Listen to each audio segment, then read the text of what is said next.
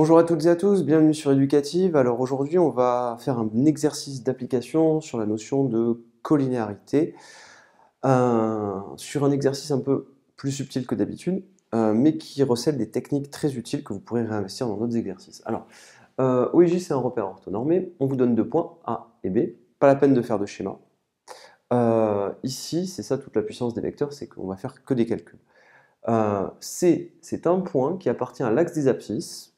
Vous ne le connaissez pas, vous ne connaissez pas ses coordonnées, mais la question, c'est déterminer les coordonnées de ce point C, qui est sur l'axe des abscisses, de manière à ce que les points A, B et C soient alignés. Alors, je vous rappelle ce qu'il faut absolument savoir. À quelles conditions est-ce qu'on sait que trois points A, B, C sont alignés?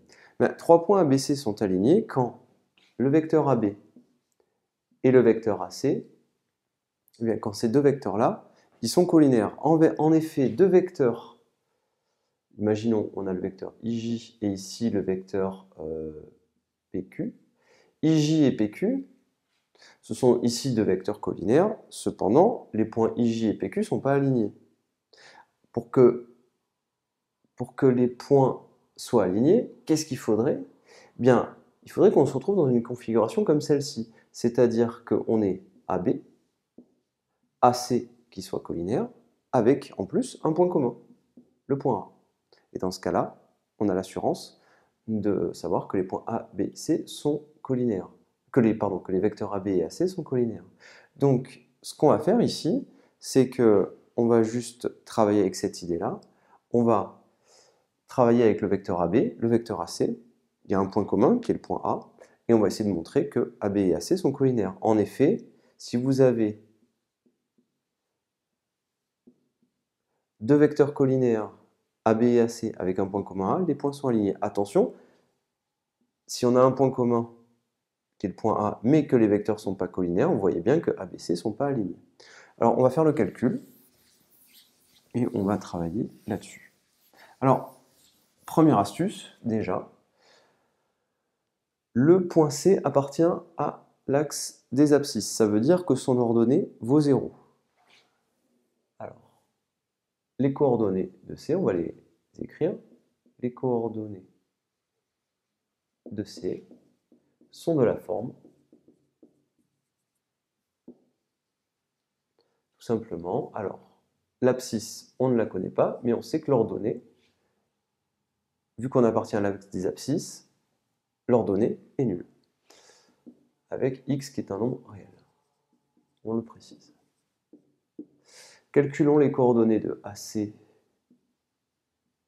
On va calculer les coordonnées de AC et BC, et les coordonnées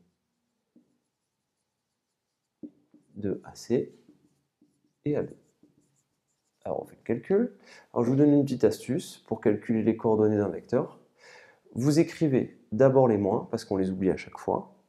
Vous écrivez ici les coordonnées de B moins les coordonnées de A. Les coordonnées de B, c'est moins 3, 4. Les coordonnées de A, c'est 5, moins 2. Et à côté, vous refaites votre calcul et vous finalisez. Moins 3, moins 5, ça fait moins 8. Et 4 moins 2, 6. On fait pareil pour AC. Alors je vous laisse le faire.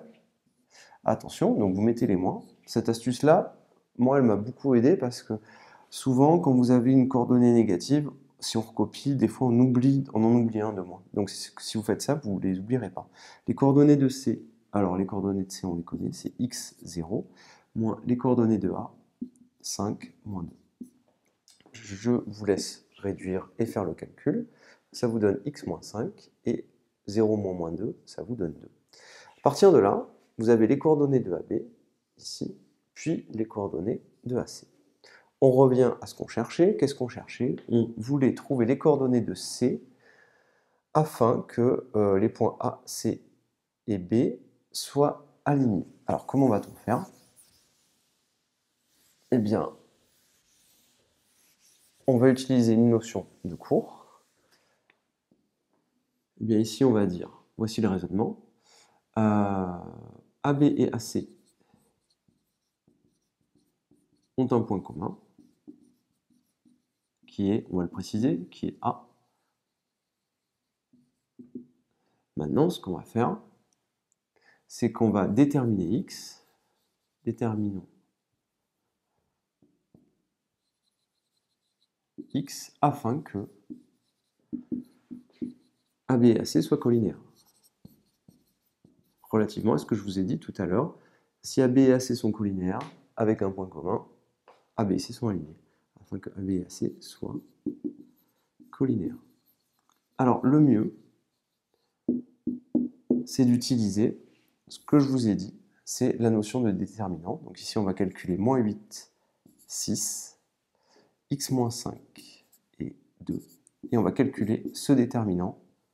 Je vous rappelle, on fait moins 8 fois 2, moins 6 multiplié par x moins 5. On fait le calcul.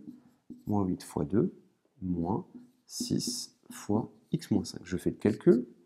J'obtiens moins 16, moins 6x. Alors je développe, hein. Moins 6 fois x, moins 6 fois moins 5, ça fait plus 30. 30 moins 16, au final, on obtient 14. On obtient donc 14 moins 6x. Eh bien, maintenant, on aura notre réponse. À quelles conditions est-ce que, sur la valeur de x, est-ce que AB et AC seront collinaires? Quand 14 moins 6x sera égal à 0. Alors, on va juste le rédiger.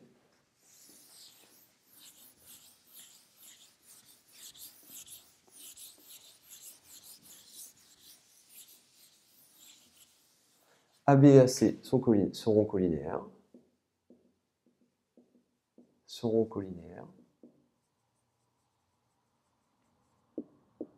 Si, eh bien, 14 moins 6x est égal à 0. Alors, on résout l'équation. Du coup, ça nous fait moins 6x égale moins 14, et x égale moins 14 sur moins 6. On peut simplifier par 2, alors moins et moins plus, et au final, on obtient 7 sur 3. Conclusion. Donc, c'est toujours bien d'écrire la conclusion. ABC sont alignés si les coordonnées de C sont, eh bien, pour l'abscisse de X, on avait 7 tiers et l'ordonnée 0, tout simplement. Alors, je vous engage à refaire cet exercice, il est vraiment important, il permet de faire plein d'exercices dans ce style-là. Donc, les coordonnées de C, petite astuce, l'abscisse c'est X, l'ordonnée c'est 0.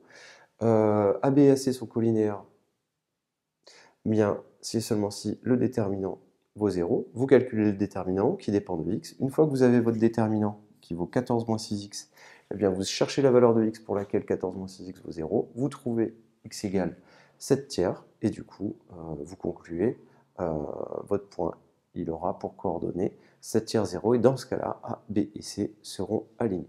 Refaites cet exercice, vous pouvez le réinvestir très souvent dans d'autres exercices du même style.